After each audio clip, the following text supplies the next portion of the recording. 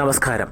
തൻ്റെ കീഴിലുള്ള അമേരിക്ക ഇനി അങ്ങോട്ട് എങ്ങനെയായിരിക്കുമെന്ന് ലോകത്തിന് കാണിച്ചു കൊടുത്തിരിക്കുകയാണ് ഡൊണാൾഡ് ട്രംപ്.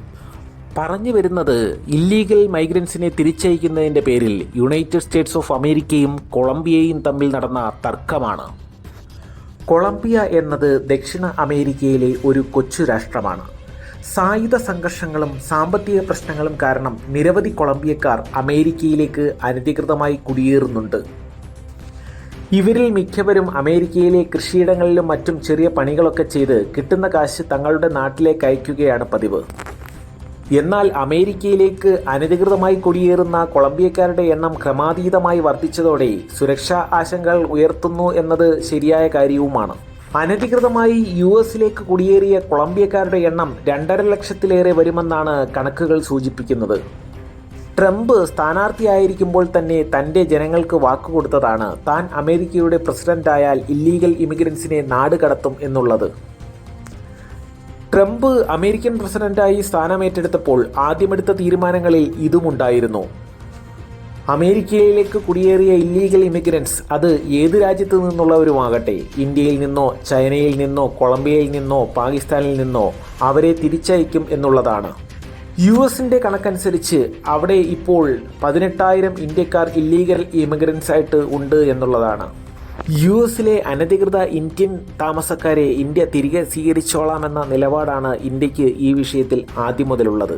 അതുകൊണ്ട് തന്നെ ഇരു രാജ്യങ്ങളും തമ്മിൽ യാതൊരുവിധ തർക്കങ്ങളും ഈ വിഷയത്തിൽ ഉടലെടുത്തിരുന്നില്ല. ട്രംപ് പ്രസിഡന്റായ ഉടൻ തന്നെ തൻ്റെ സൈന്യത്തോട് ആവശ്യപ്പെടുകയായിരുന്നു ഇല്ലീഗൽ ഇമിഗ്രൻസിനെ അമേരിക്കയിൽ നിന്ന് പുറത്താക്കൂ എന്നുള്ളത്. അവരെ ട്രംപ് ഇപ്പോൾ വിശേഷിപ്പിക്കുന്നത് ഇല്ലീഗൽ ഇമിഗ്രൻസ് എന്നല്ല, ഇല്ലീഗൽ ഏലിയൻസ് എന്നാണ്.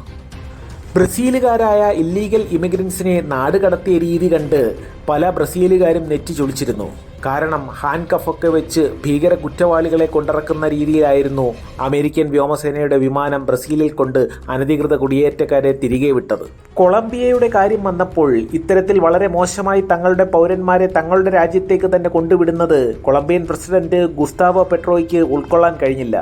അദ്ദേഹം തൻ്റെ രാജ്യത്തെ വ്യോമസേനയോട് ആവശ്യപ്പെട്ടു, ഇത്ര മോശമായ രീതിയിൽ തങ്ങളുടെ പൗരന്മാരെയും കൊണ്ടുവരുന്ന അമേരിക്കയുടെ വ്യോമസേനാ വിമാനങ്ങൾ കൊളംബിയയുടെ അതിർത്തി കടക്കരുതെന്ന്. അങ്ങനെ ആ കൊച്ചു രാജ്യം സാക്ഷാൽ യുണൈറ്റഡ് സ്റ്റേറ്റ്സിനെതിരെ നെഞ്ചുവിരിച്ചു നിന്നു.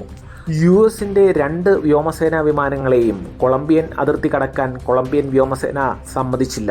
ഈ വിവരം ട്രംപിന്റെ മുന്നിലേക്ക് എത്തിയതോടെ ട്രംപ് വളരെയധികം ക്ഷുഭിതനാവുകയും കൊളംബിയക്കെതിരെ അദ്ദേഹം നിരവധി ഭീഷണികൾ മുഴക്കുകയുമാണ് ചെയ്തത്. ലോകത്തിലെ ഏറ്റവും വലിയ സൈനിക ശക്തിയായ യുണൈറ്റഡ് സ്റ്റേറ്റ്സിന്റെ ഭീഷണികൾക്ക് മുന്നിൽ ആ കൊച്ചു രാജ്യം അവസാനം മുട്ടുമടക്കേണ്ടി വന്നു.